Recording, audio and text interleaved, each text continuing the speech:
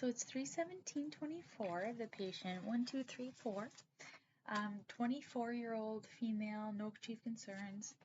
Patient presents for nutritional counseling. So thank you for taking part of the 5-day nutritional counseling. I just want to start reviewing your medical history. I don't see any concerns, conditions, or medications.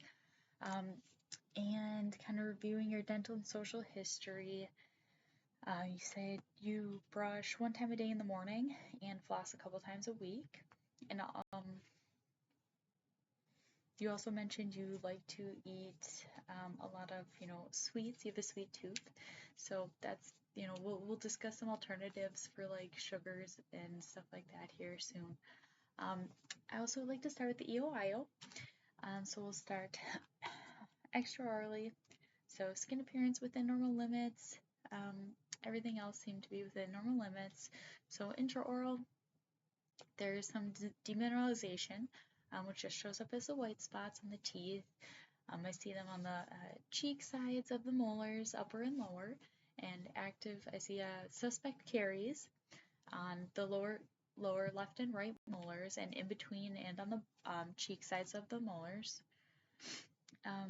Doing periodontal charting, there was some 4-millimeter pockets around the upper and lower molars, and then no bone loss on the radiographs, didn't see any. There was generalized bleeding during probing, so I would classify you as gingivitis.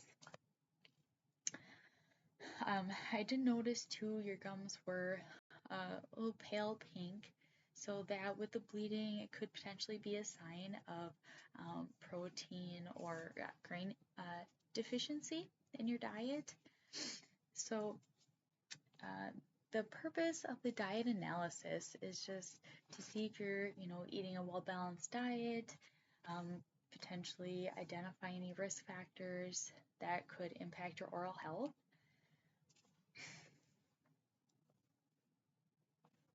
Okay, so caries classification, I did calculate about 60% of plaque index. So those are located on in between the teeth and the cheek side of the molars. So I do have you at a caries high risk, just due to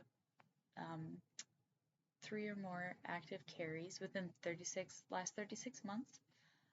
And you do a multiple fillings in between the teeth. Your home care of brushing 1 time a day, only in the morning, and not flossing regularly can also impact, your caries risk. So the caries, how a cavity is formed is due to 4 things, right? So we need a susceptible tooth, sugar or fermentable carbohydrate like bread, chips, fries, the specific cavity-causing bacteria, and a sufficient amount of time. So when we eat, any of the sugars or fermentable carbohydrates, the bacteria eat what we eat, and they produce an acid. This acid breaks down the minerals that make up the enamel of our tooth, so as that gets soft and we don't, allow our saliva to remineralize or fluoride to remineralize our tooth. It'll slowly begin to break down and eventually a cavity will form.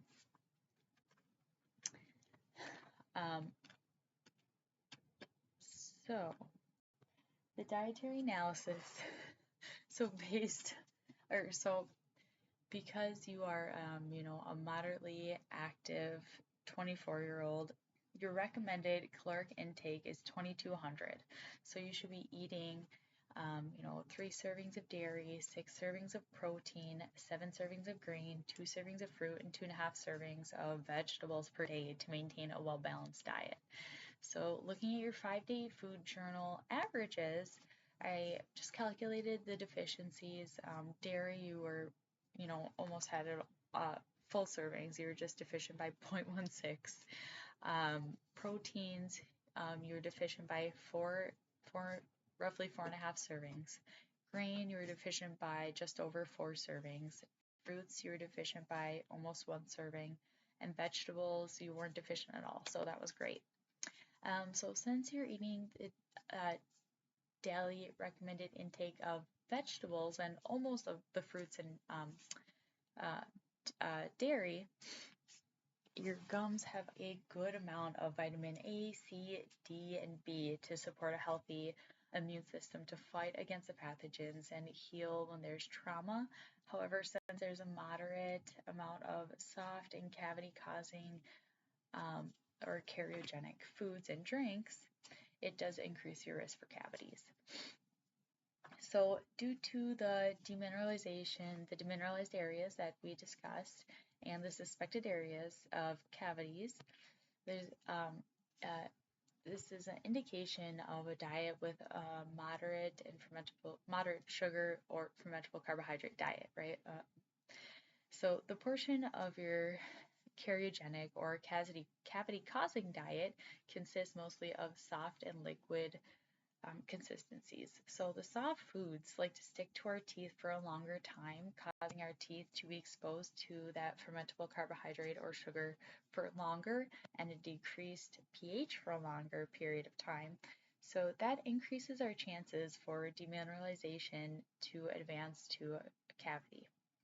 So the liquids are easily cleared from our teeth, but if you don't have enough saliva, or if you don't drink water right after, or you sip on your sugary beverage throughout the day, then those areas around your gum line will show demineralization. So hard foods are better to eat than the soft foods because they don't get stuck in our teeth like the soft foods do. They actually can help scrape the plaque from your teeth as you eat them. So that is nice. Your meal schedules seem to be a little inconsistent. The first couple days were great spacing out of the meals and not much snacking. You did have a high sugar, coffee in the morning, which it looked like you drank over a span of 2 hours. But there was enough time after that for your saliva to begin remineralizing your teeth. So in the 4th and 5th day, there was a higher amount of that cavity-causing foods and drinks taken in closer together time frames. So there wasn't quite enough sufficient time for the pH to return to normal or for demineralization to begin on those teeth. So that definitely we'll kind of talk about too. Because, there we go. So acid. So our mouth generally takes, in somebody that has a good salivary flow, it generally takes about 20 minutes for our mouth to return to a normal pH after we eat, one thing, right? So if you don't have a good salivary flow, it could take up to 2 hours. If you are eating, snacking throughout the day, like this kind of shows here, so eating, not eating, eating, not eating, eating. So it shows just how much, that keeps spiking up and adding up, and the acidic environment in our mouth doesn't have a time, doesn't allow our saliva time to kind of help our mouth return back to a normal pH or help our teeth start to remineralize. Our teeth don't have that little rest and reset time period. So as opposed to, if you're eating just a breakfast, lunch, and dinner, the bacteria that, thrive in the acidic environment, are thriving when you're constantly snacking throughout the day or drinking, something sugary throughout the day versus, not a whole lot of that bacteria in the mouth. So we're more concerned of when and how often the teeth are exposed to a cariogenic food versus how much of the food the teeth are exposed to. So, tips for reducing acid-forming bacteria. When buying groceries, I'd recommend to read the labels and get the groceries with no added sugars. Some good caries preventive or cariostatic, snacks to choose are nuts, sugar-free yogurt, and cheese. So cheese is one of those foods that are recommended to eat after sweets or after a meal because it helps increase the pH and helps decrease the acid production. So the sequence, I recommend eating foods, during a meal. So we suggest, begin eating the foods with the sugars or fermentable carbs in the beginning or in between other non-carcinogenic foods like the proteins and fats. So since the proteins and fats aren't ingested by the bacteria that cause cavities, or they're not broken down by the saliva enzymes, it's also best to eat those, save some of those for the end too, for sure. You want to end with those if anything. So hidden sugars are really found in so many foods we eat every day. Foods like ketchup, spaghetti and barbecue sauce, yogurts, the healthy cereals, granola bars, etc. So when we want to avoid those foods, we just kind of got to look on the label for like sucrose, glucose, fructose, maltose, honey, or corn syrup. So added sugars are foods that have had sugars added during the processing, usually for like texture, flavor, or just to keep the shelf life on the food longer. So ingredients like those would include like high fructose corn syrup, the table sugar, dextrose, honey, maple syrup, agave nectar. So some foods like that would be like the baked goods, candies, sweets, of course, soft drinks. And then there are natural sugars, which are found in, unprocessed foods. So that would be like milk, fruits, vegetables, wheats. These sugars aren't healthier, they still cause cavities, but they are in foods that also contain, the minerals and vitamins that our bodies need. So definitely more beneficial. So the sugar substitute, the alternative I told you, I've talked to you about later was xylitol. So xylitol reduces levels of the cavity-causing bacteria and promotes remineralization. So you can buy it either, some special stores have it, or you can buy it online in bags. So definitely suggest like replacing your sugar stuff with that. And like even when you're out and you aren't able to, brush after a meal or anything, we suggest, if you can either rinse with a fluoridated water or water at the least, and then chew a piece of gum with xylitol in it, that will greatly reduce the risk of caries. Chewing gum in general just helps stimulate the saliva flow, which helps kind of wash everything away too. Your saliva, is your best friend here. So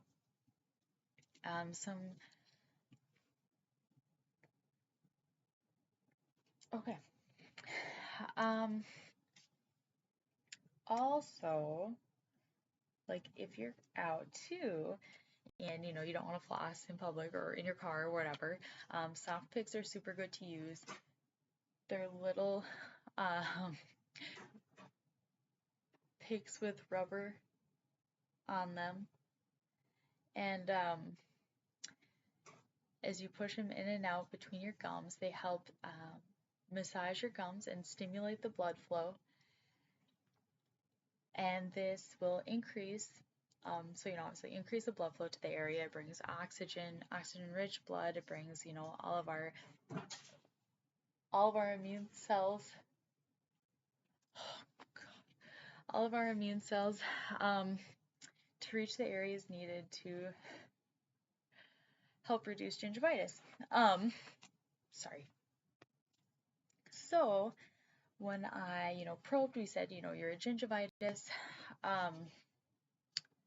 So I just want to talk about like the periodontal disease process. So gingivitis is a gum disease. Periodontal disease is just a more advanced form, So gingivitis or periodontal disease begins with, bacterial plaque accumulating around, usually the gum lines and the outsides of the molars. So if the plaque isn't adequately brushed or flossed away, it accumulates, irritates the gums, causes inflammation, bleeding, redness, tenderness. which is gingivitis. So eventually, if that plaque still is not removed, it will harden up or mineralize, turns into calculus, which is, allows for bacteria to adhere more plaque to adhere. Just keeps accumulating. It'll accumulate down and out, so the gums will tend to pull away from the tooth. The calculus can, like I said, grow or start to accumulate below the gums, and pockets will form. So between the tooth and the gums, so this is, a really low oxygen environment. So the periodontal disease causing bacteria thrive in that environment, and they cause damage to the gums and surrounding structures that hold the teeth in place. After disease, so as the disease progresses, the immune system will continually try to fight back the periodontal disease bacteria. So as this whole back and forth fight is going on, that action breaks down the bone, so it destroys the bone. So as the bone loss is happening over time, the teeth can loosen. You could possibly lose teeth if it is not addressed before that happens. So eating a well-balanced diet gives your body the nutrients to strengthen your immune system, fight off the infections, and able to heal faster after, anything, any trauma, or if you need any surgeries, anything like that, you can heal faster. So when we don't eat enough nutritional foods, you are more susceptible to infections. So addressing the food diet again, we would like to add more, or to see you eat more proteins, grains, and a little bit more dairy that you were lacking in the most. So reducing the high sugar foods and drinks as well. The highest were the lattes, and kombucha was the other drinks that were pretty high in sugars. The highest foods were like the Cliff Bars, the ketchup, vanilla cake. So to replace these, thinking, you could switch the latte for some black coffee and maybe adding the xylitol sweetener, or other flavored drinks too, like maybe sugar-free flavored water. And then to replace like the Cliff Bar, it's kind of looking it up. You could use or eat the Quest bars. I've seen they have just 1 gram of sugar in those, or even making some at home. At least you know what you're putting into it. Or for some like desserts, you could have like a sugar-free pudding, or even just making something homemade at home with the xylitol again.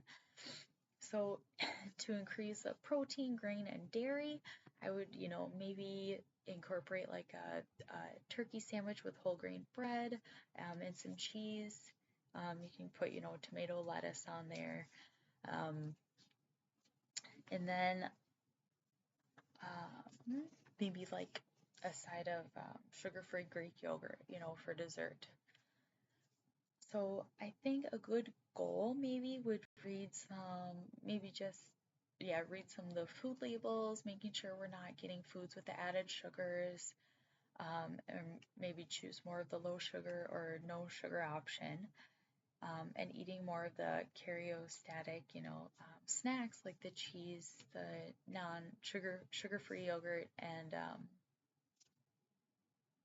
even like the hard vegetables, like carrots, something that could like scrape the plaque off the teeth and everything. So, any questions today? No, good. Okay, good. So if you had to tell your friend about something you learned today, what would you tell them? Awesome. Okay, that sounds super great. So then I would document the rationale for the dietary analysis. The dietary analysis itself is included in the documentation, and the results of the dietary analysis as well. Thank you.